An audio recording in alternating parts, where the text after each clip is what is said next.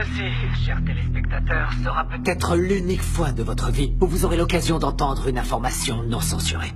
La vérité, c'est que toutes les guerres ont eu lieu pour le fric et que le petit peuple doit crever parce que les élites en ont décidé ainsi.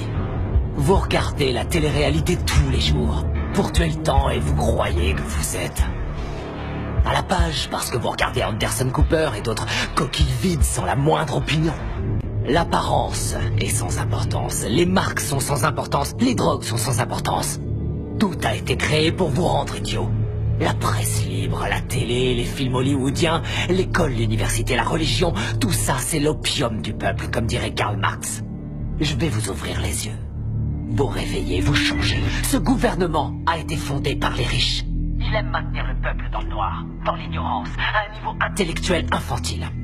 Il s'assure que le peuple est occupé à faire de l'argent pour survivre, qu'il s'occupe de sa famille, de sa maison, de son jardin, et ils veulent faire croire aux gens qu'ils sont libres, qu'ils ont le choix de faire ce qu'ils veulent. Mais ils ne peuvent pas. Les personnes qui vous représentent sont payées pour que vous restiez dans votre bêtise, dans votre petit monde bien fermé sur lui-même. C'est quoi la politique? Que tu sois démocrate ou que tu sois républicain, ça change strictement rien. Tous les gouverneurs, qu'ils soient républicains ou démocrates, ont été achetés. On peut toujours voter et élire quelqu'un. Ça change rien. Ce sont les lobbyistes qui ont le pouvoir. Toutes les histoires ont deux versions différentes, chacun a son opinion. C'est ce qui donne à la démocratie tout son intérêt. Le fait que nous puissions tous exprimer notre opinion. Ouais. Aussi longtemps que l'expression de ces opinions ne change rien.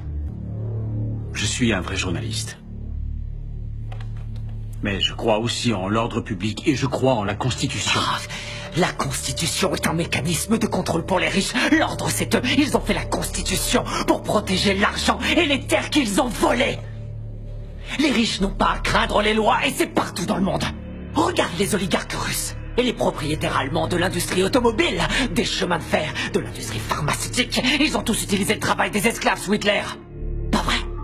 Et les propriétaires de ces entreprises sont toujours les mêmes. La couronne britannique. Pas vrai. Et les nantis africains, eux, ils massacrent leur propre peuple. Ils empêchent leur pays de se développer.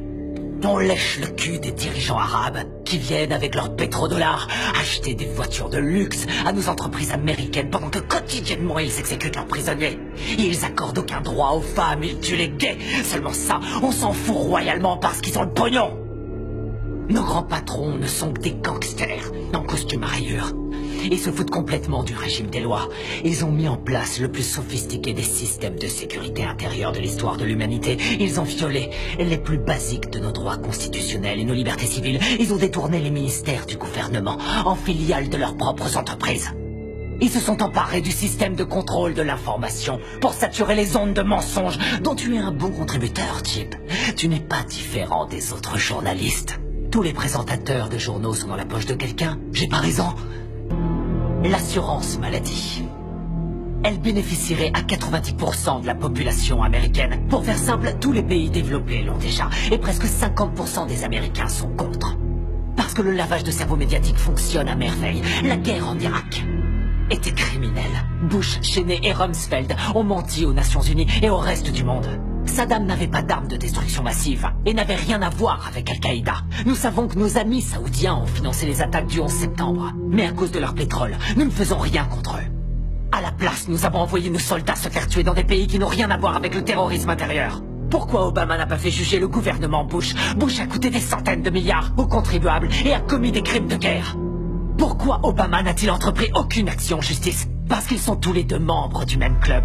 Il y a eu plus d'immigrés renvoyés sous son gouvernement que sous n'importe quelle autre présidence. Pourquoi n'a-t-il pas fermé Guantanamo, où des prisonniers sont enfermés sans avoir eu droit à aucun procès, sans aucune preuve depuis maintenant 13 ans?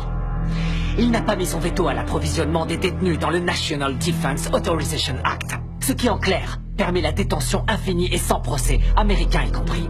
Nous avons une crise constitutionnelle aux États-Unis. Nous avons un État voyou, un État qui viole toutes les lois internationales, qui viole la Magna Carta, charte qui définit depuis 800 ans ce que nous appelons justice. Obama devrait être jugé pour ça et il devrait aller en prison. Les prisons, justement. Aux États-Unis, nous sommes 5% de la population mondiale et nous avons 25% de la population carcérale mondiale. Les gens vont en prison pour 10 grammes de cocaïne. La moitié des prisonniers est enfermée pour détention de drogue et la très grande majorité est noire. Pourquoi cette situation absurde reste inchangée? Je vais vous le dire. Parce que Washington reçoit de l'argent du lobby des prisons pour que ça bouge pas. Pourquoi les pop stars, les célébrités, les courtiers, tous les gens pleins de fric qui se gâtent de coke et d'exta à longueur de journée vont jamais en prison?